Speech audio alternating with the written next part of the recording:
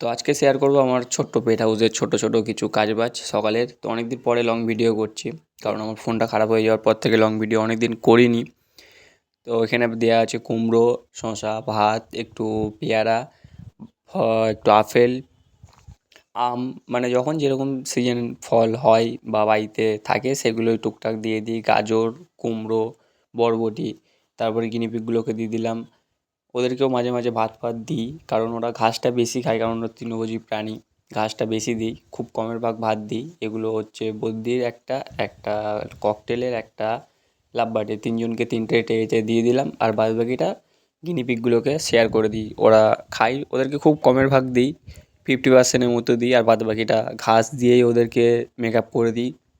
কারণ ওরা ঘাসটা খেলে অনেকটা প্রোটিন বা অনেকটা ভিটামিন মিনারেল সব ঘাস থেকেই পায়, তৃণভোজী প্রাণী ওরা, ওই জন্য ওদেরকে এসব দিই না। এগুলো সব পাখিদের জন্যই বেস্ট আছে, কারণ ওরা এর থেকে অনেক ভিটামিন বা অনেক কিছু পায়। তার জন্যে ওদেরকে দেওয়ার পরে তারপর লক্ষার দেখো নতুন সেট আপ, এদিকে সব জাল দিয়ে একটু বড় করে দিয়েছি। মানে ওখানে যে আগে ছিল, ওখানে জায়গাটা অনেকটা ছোটো ছিল স্পেসটা, এখন বড় করে দিয়েছি। এখানে আরও লক্ষা ঢোকাবো, আরও মুক্কি ঢোকাবো, মানে অনেক পায়রা নিয়ে আসবো এখনও। আর বদ্যিও নিয়ে আসবো 5 জোড়ার মতো, লাভবার্ড, ককটেল সবই ছোটো ছোটো করে কলোনি টাইপের হবে।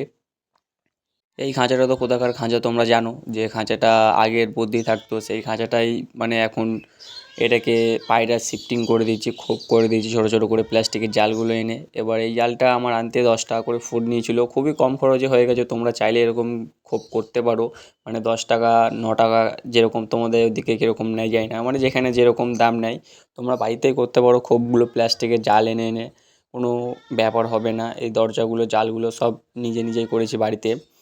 দেখো দরজাগুলোর সিস্টেম, মানে তোমরা দেখলে, চেষ্টা করলে ফোনে, ইউটিউবে যদি দেখো কেউ, তো ফোনে দেখলে চেষ্টা করলে করতে পারবে। এখানে ক্যাপাচিনোর বাচ্চাটা বার করে নিয়েছিলাম, কারণ ওটাকে হ্যান্ড ফিড দিয়ে খাওয়ায়, হাতে করে খাওয়ায় না। এখানে একজোড়া নতুন মুখ লক্কা আছে, মুক্কিগুলো ওখানে আছে।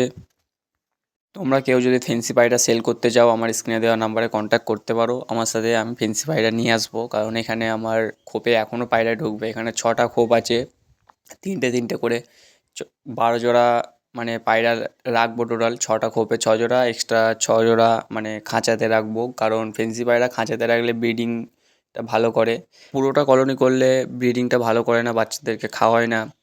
কারণ এ ওর খোপে ঢুকে যায়, ও ওর খোপে ঢুকে যায়। আর সেপারেট করে দিলে যে যার খোপে থাকে, যে যার কাজ করে, এতে কোনো অসুবিধা হয় না বা কেউ কাউকে ডিস্টার্বও করে না। আর এখানে কিছু হালকা খাবার দিয়ে দিলাম ওদেরকে সকালবেলা, মানে ছেড়ে দিই যে একটু ওড়াটাও দরকার ওদেরকে, ওই জন্য জায়গাটা বড় করে দিলাম, একটু লম্বা করে দিলাম। ওইখানে খাবারটা দিয়ে ছেড়ে দেবো সবাইকে, গেটটা খুলে সবাই একটু খাবে, একটু ওড়াউড়ি করবে, তারপর আবার যে যার খোপে সবাইকে ঢুকিয়ে দিয়ে কেসটা লাগিয়ে দেবো। দেখো সবাইকে লাগিয়ে দিয়েছি, বেশিরভাগটা খাবার ওখানে দিয়ে দিয়েছি। এখানে হালকা ফুলকা খাবার দিয়ে দিয়েছি, একটু ওড়াউড়ির জন্য, খাওয়ার জন্য আসবে, একটু ওড়াউড়ি করবে। তারপরে চলে গেলাম আমাদের নতুন লাভবার্ডগুলোর কাছে। লাভবার্ডগুলোকে দানা, জল সব কিছু দেওয়ার পরে ককটেলটাকে দেবো, কারণ ককটেলটা এখন একাই আছে। ককটেলটা, ফিমেলটা দিয়ে দিয়েছি, কারণ ফিমেলটা একটু প্রবলেম হচ্ছিলো পায়ের, ওই জন্য ফিমেলটা কাকুটার কাছে দিয়ে এসেছি। একটা নতুন ফিমেল নিয়ে আসবো একজোড়া। ফিমেলটা একটু পায়ের প্রবলেম ছিল, মানে ব্রিডিং করার সময় ঠিকভাবে স্ট্যান্ড করতে পারতো না, দাঁড়াতে পারতো না, ওই জন্য কাকুটার কাছে দিয়ে এসেছি। এখানে দেখো সেট আপটা এই হচ্ছে, হালকা ফুলকা আমার সেট আপ। এখানে বদ্যিটা, ওখানে পায়রা, আর পাশে তো দেখলে লাভবার্ড আর ককটেলটা। বদ্যিগুলোকে ফল ফল দেওয়ার পরে একটু দানা দিয়ে দিই হালকা ফুলকা করে।